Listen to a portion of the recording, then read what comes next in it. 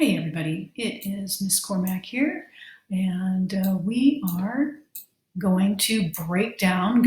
I'm going to give you a quick demo here, quick tutorial on how do we begin to decipher, evaluate, break down an image, an artwork, a photograph, an ad.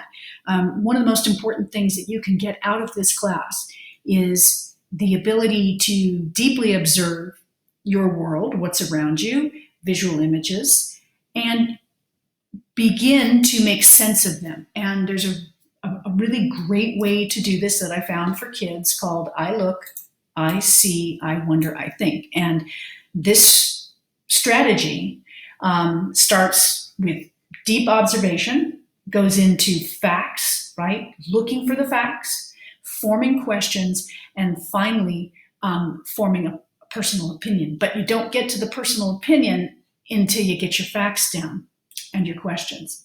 So I think that's a really good way of looking at anything, starting with facts and going to opinions. So you start out with deep observation. You are going to look very closely at this image, and you are going to try to notice everything you can. Let everything else drop away, and you just become like a crime scene detective with your magnifying glass, finding the clues.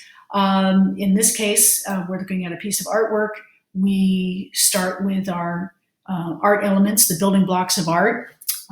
Currently, we're in a line unit, so we would definitely have our eyes tuned to the kinds of lines that are present here in this artwork, the thickness, the weight, curved, straight, diagonal, whatever they may be.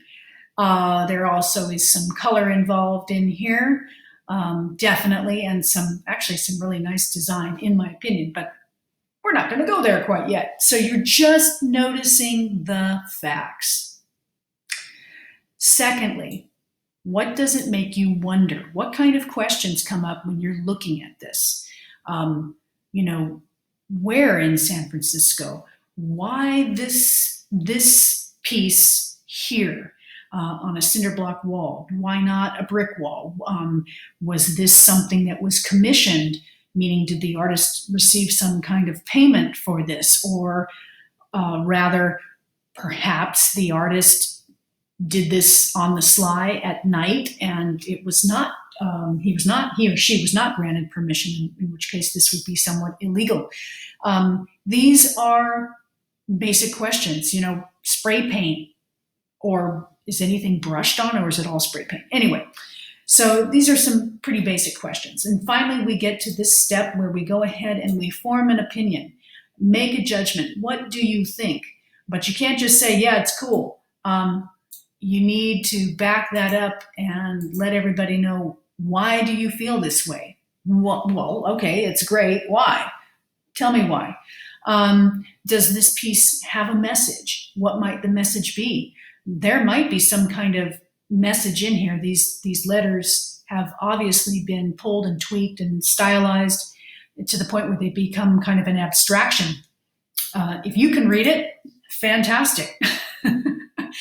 And finally, describe one thing that you think the artist should do, could do to improve or change this piece. And maybe you have several things that you might mention. Maybe there's nothing that you would advise this person to do. So again, this is very quick.